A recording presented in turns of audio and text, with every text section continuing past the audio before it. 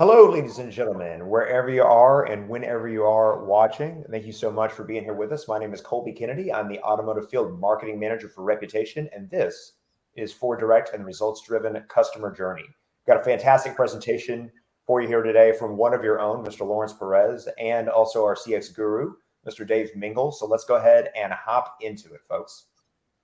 So as I aforementioned, we have Mr. Lawrence Perez. He's the Internet Sales Manager at Landmark Lincoln, who's done a phenomenal job with their customer journey, their CX, and specifically their service lane. And then we also have him joined by our main presenter, Dave Mingle. He's the Vice President of Product Reputation, used to work for GM in a global CX role, and he's our CX guru here at Reputation. So without further ado, Dave, I'll remind you to come off mute, and you can go ahead and start talking. Great. Hey, thank you very much, Colby, and thank you, Lawrence. Really appreciate having a chance to meet a customer, but to have a customer come join us in a presentation like this is always really, really special for us. So I really appreciate your time today. Hey, I wanted to start by talking about the overall market, Lawrence. Crazy times we've been through over the last few years. It was COVID, and then it was chip shortage. Now it's the war in Ukraine, bank failures, higher interest rates, whatever this thing was that was supposed to start looking like the new normal still seems to be pretty far away. And maybe you can just talk to us a little bit about how that's impacted your business, but also how you see the customer experience evolving through all of this. So it definitely has been an obstacle. So I know everybody out there, within all manufacturers have been dealing with the same thing, starting with COVID, and then microchip shortages, supply chain shortages, then the whole Ukraine thing, like you mentioned about. So definitely some obstacles, but definitely working through it, and just it all comes down to just working together, all the management team just getting together and strategizing as far as how we're going to overcome all this. And definitely within the client base, just working towards ensuring our customers are being, we're responding to our customers the way they need to be, and following through and communicating the way we need to be, to make sure that they are getting the experience that they deserve when coming into our facility. And also, even with the service department, is just working together and just making sure everybody is taken care of, and we are responding to all, whether it be issues or whether it be, any type of involvement, coming around their experiences here at the dealership, just making sure everybody's attended to and responding as quick as possible. Yeah, Lawrence, before we got on air here, we talked about the importance of communication and transparency, and that how you leveraged those really two skills, if you will, or two attributes, in how your store got through the last couple of years. Yeah, it's been an obstacle quite a bit, but luckily we've game planned everything from the start of all this, and you just work through it. And again, yes, communication is probably one of the biggest things, especially within the service department, when we're talking about our service team providing adequate, estimates of time, because everybody's time is extremely important.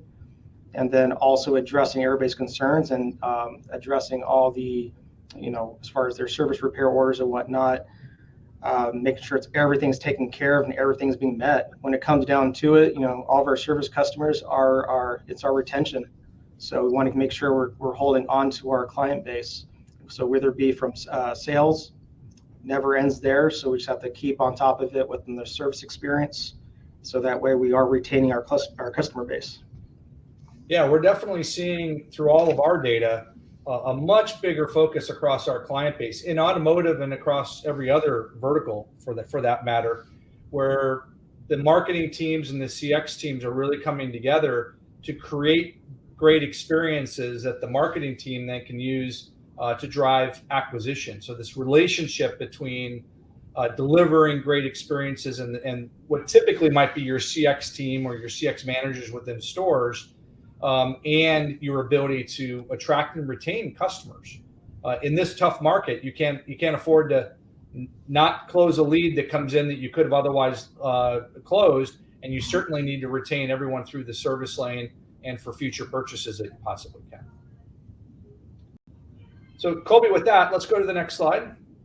What I teed up there was what we call the reputation infinity loop, and it tries to describe this relationship that we see getting closer and closer between the folks in your stores that are driving loyalty and retention, but whether that's sales loyalty or service retention, and leveraging those great experiences to acquire your next customer. Next slide. And it really starts with, in the lower right of this infinity loop, around delivering great experiences. Every touch point, whether that's online or that's once the customer comes through the front door or back through the service lane. And Lawrence, I want to kind of tee that back over to you. Can you give me some examples of where you've tried to differentiate your customer experience over the last couple of years and maybe create a bit of an advantage for your store relative to maybe others that you're competing with? Not so much anything different, but just, keeping on top of everything that through all departments, when it comes down to, again, with retention, is making sure that we're doing everything in our power to make the customers happy. And that just, ties into going above and beyond expectations. And you use the reputation platform, of course. Does it help you find those insights that you need to be able to drive those great experiences? Yeah, so I actually utilize the insights daily. So within the reputation platform, is looking when you're monitoring all reviews that are coming in, but also to be proactive is to look at the insights that are available in the platform. So that way, within the different review platforms as well, is making sure that we're providing adequate, distribution of, receiving reviews, and then also providing immediate responses once we're getting them. So just being proactive on reputation platform to ensure that, through all the channels that we're addressing every single one. And one of the next slide, Colby. One of the best practices that we preach to all of our dealer customers is giving customers a voice. Of course, you have surveys, but customers are talking in reviews and giving them opportunity to post a review and to make that simple for them. They're talking in social media. They're even talking through messaging and contact center and all types of different ways. And the ability to take that and make it super easy to get that feedback and then to act upon it is really a best practice across the dealers that we see being most successful. Lawrence, how do you take advantage of that in your store? So we are utilizing, within the reputation platform. It does provide all the social media content in there. Even provides, even all the engagement that we're receiving through all the social media platforms. So staying on top as far as how, as far as the reach and the delivery of all of our social media is reaching our customers. But definitely provides us, an edge because, on those platforms as well as all the reviews, just to make sure that, one, we are delivering the necessary information to our customers and making sure that we're targeting the brand and addressing the type of content that they're looking to see. Yeah, so when you give customers a voice, you learn more about their experiences and how to improve it. But you also, especially with all the public platforms that are out there, like review sites, Google, social, it's an opportunity for your customers to advertise on your behalf, the word of mouth, if you will, in the digital age, to broadcast and differentiate your dealership online when it comes to customer experience, which helps you, Colby, next slide, to win online. And we'll talk a little bit more about those specifics. But as you drive more online review volume, online customer feedback, and then you engage in that feedback, it allows you to convert more leads into your next customer. Yeah, we've been seeing a lot of engagements from our customers too. I mean, we have a whole lot of them. They're even posting pictures of where they're taking their vehicles, which is great. So when they're, posting on our social media platforms where they're taking their vehicles, we even started a, content, if you will, of, let us know where you're taking your Lincoln, for example. Being that we're, as far as in Colorado, and a lot of people like taking their vehicles up to, the Rockies and whatnot. And then as far as Lincoln advertising comm and their sanctuary inside the vehicle, we utilize that and with our customer base, and they're actively involved in providing us pictures and updates of where they're headed and how they're enjoying their vehicles. We get a lot of pictures that come in with their satisfaction of their cars. Right on. And it's easy to take for granted that there's a lot of folks out there watching this stuff, but there in fact is. And the better you do that, the more human you make your store. It builds trust, and it ultimately builds brand opinion, which allows you then to engage and convert those prospects, those online prospects, into your next lead and eventually your next customer. Next slide, Colby. Oh yeah, I just wanted to say that's a phenomenal anecdote that Lawrence, that people are actively sharing their photos of the cars they got and where they're taking them and stuff. I'm sure there's a lot of dealerships that would love to have, or retailers that would love to have that relationship, that back and forth with their buyers. Absolutely. And of course, it's real easy to talk about that infinity loop, right? Create great experiences and earn new customers, but it's really actually very hard. There is so much data out there, or in some cases, maybe you're not getting enough feedback about your store and what to do. We all have limited time in the day, so getting prescriptive insights that you guys can actually action at the store level is super important. And to clear the clutter. There are lots of different tools you could be using. Some may have complete insights, some may not have quite the depth of insights that you really need, because the data is all over the place. We use this graphic quite a bit. There's a lot on here, but if you look kind of north-south, you've got public data. So that's the data that's out on social, on review sites, things like that. There's private data that are coming in directly to you through surveys or other direct channels you may have with the customer. Some of it, looking left to right, is solicited. I mean, you've asked for the feedback and a customer is giving it to you. Sometimes it's unsolicited. I mean, customers are just going out to a review site or going out to your Facebook page and posting what they think, whether you've asked for it or not. And it's very difficult to control and to make sense of. Next slide.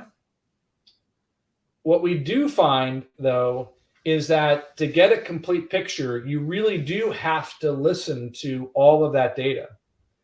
Your solicited data, that's the data like through surveys, where you're controlling the discussion. You've asked for a specific type of feedback and you're getting it back. That's data that is very valuable. That's what customers are willing to say to you. What we see, though, is often on the right side of this slide is what they say about you in reviews and social may be quite different. And it's really the combination of the two of those that creates the most complete picture of the experience that your store is delivering. Lawrence, how do you guys use the reputation platform or other tools that you may have at your disposal to kind of make sense of the clutter, if you will? Because customers are talking to you all over the place every day, right? How do you find what's important so that you can really deliver a better experience and drive sales? So, we really do believe in a lot of the unsolicited. So, because that's more genuine, you want genuine reviews coming in, you want the feedback coming in that, it's not so much coming from us and the advertising that we're putting into it, but, hearing from our client base in regards to their overall experience. And a lot of times we're getting a lot of our client base from years back talking about their experience, since, 10 plus years ago. And that drives a lot of, retention in, our future customers that are coming in. One of the things within the insights I like to see too is because within the reputation platform is you have a lot of these selective words that you have inside the reputation. And a lot of times what they're specifying is specific, salesperson's name or the type of experience they're receiving. It pulls a lot of the word data, and we can utilize that, see that, so we know exactly, where we're really excelling versus where we could be picking up the slack. So it's just being proactive within the platform, so that way you know what direction to take it.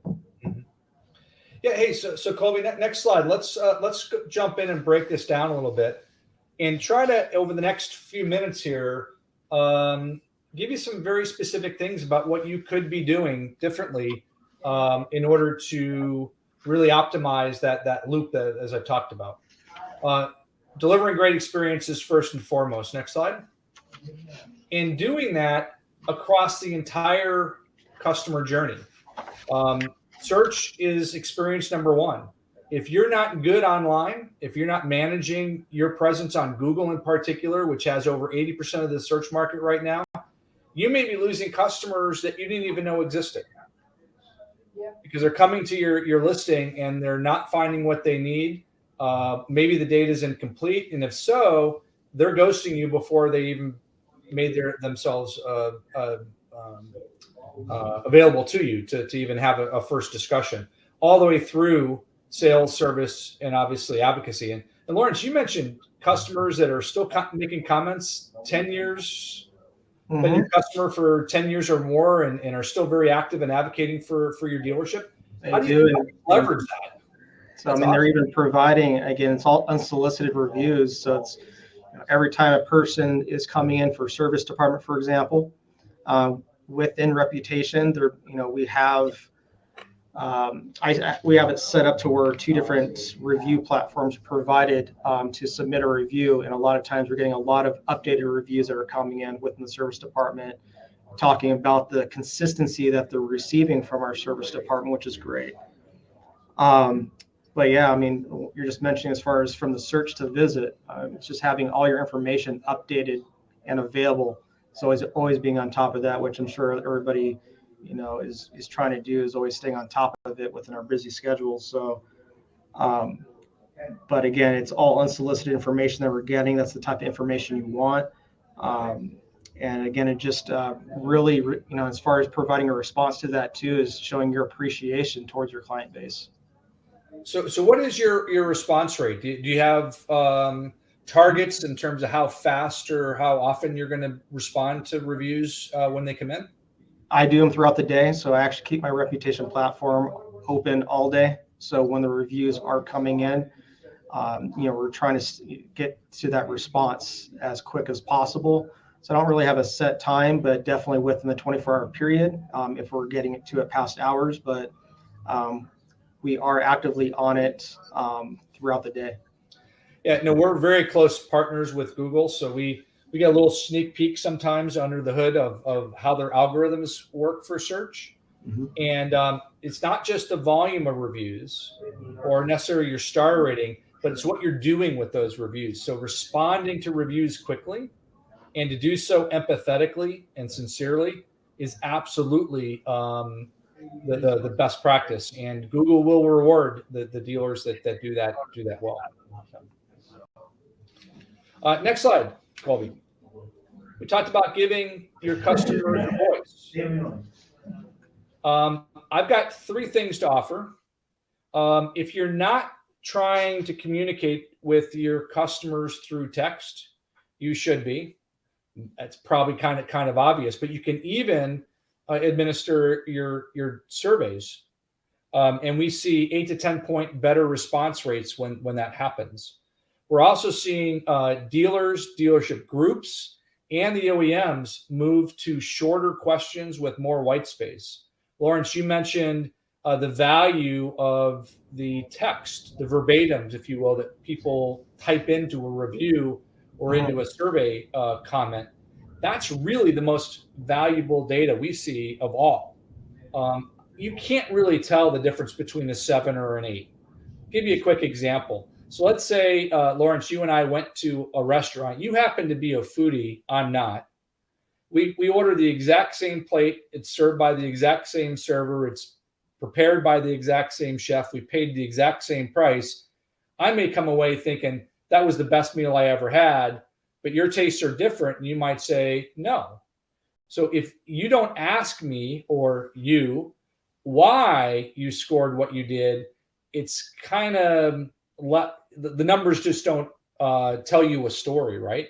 So Lawrence, how do you use the text analytics in some of those insights? You described a little bit earlier, but maybe you have another example of of how the verbatims and those insights really help you get a clearer picture of the experience and what to do next? Well, within that cloud is just, because they also are based on size, I guess, and also the I guess you say the bold text of those words, the text that are used.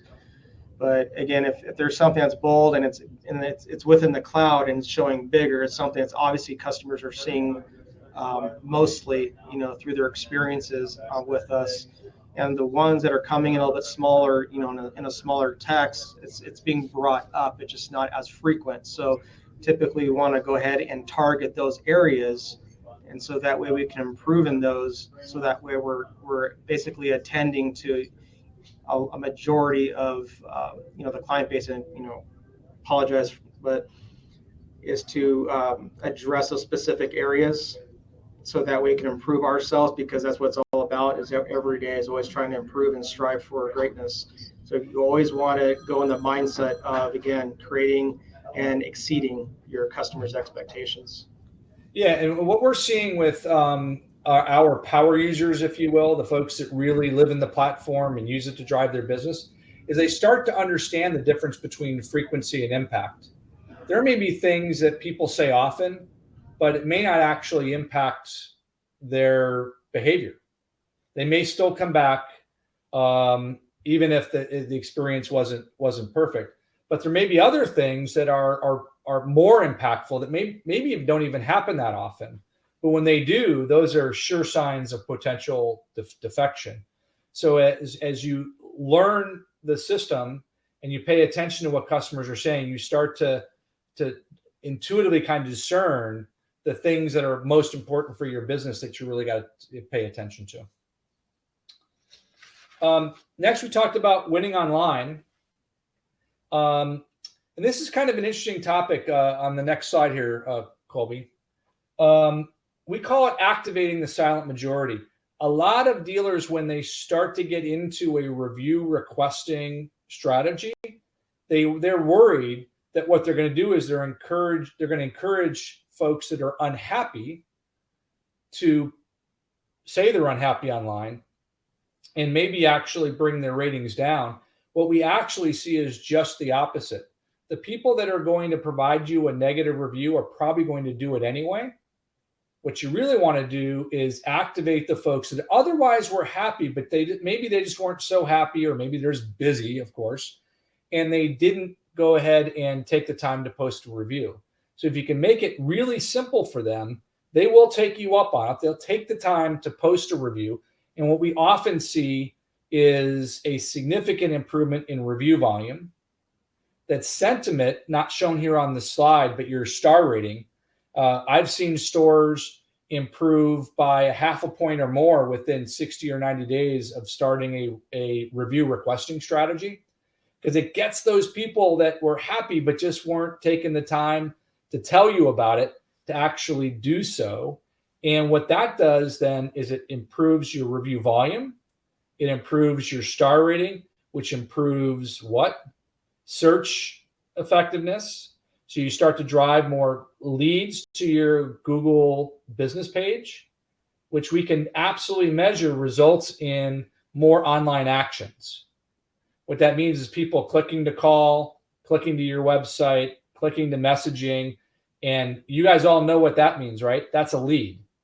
And hopefully it's a highly engaged lead that you can then convert.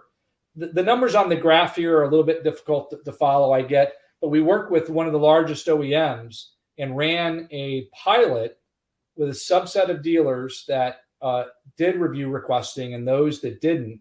And what we found was exactly the numbers that you see here.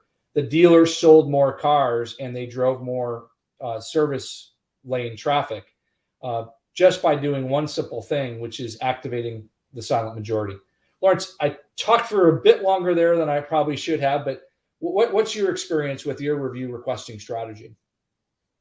So we actually have a couple of different ways. The reputation platform right now we're specifically utilizing for our service customers, but we also do have something in place too within our marketing team that we have, to where all of our sales customers are receiving how we did in their experience in their service process or sales process. I'm sorry. And so that way we're putting it out there, but also we have something in place to where if it's anything below 3 stars, for example, it's actually to come directly to us to resolve anything that comes in that needs to be escalated to in a timely manner.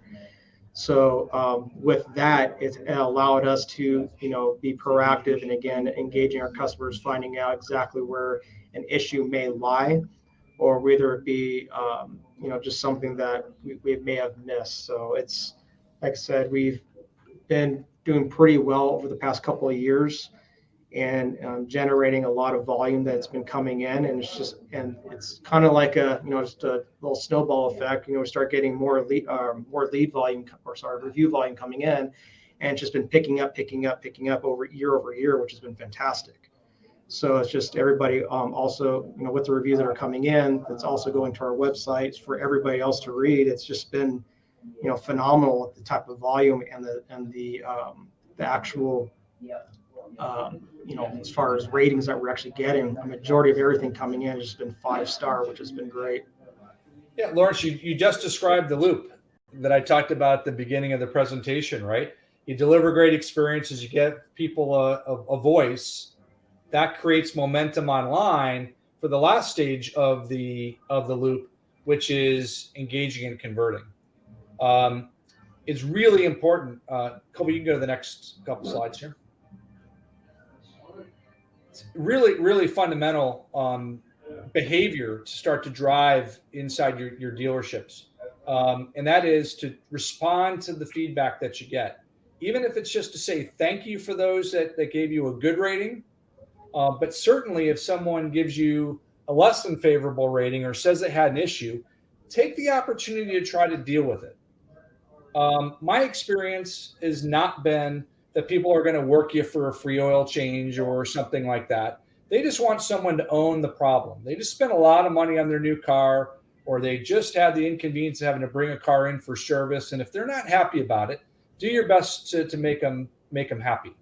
I know it's hard sometimes. Sometimes you can't make customers completely happy, but when you approach it empathetically and listen, customers tend to reward you even if they don't get everything that they may have hoped for from the interaction.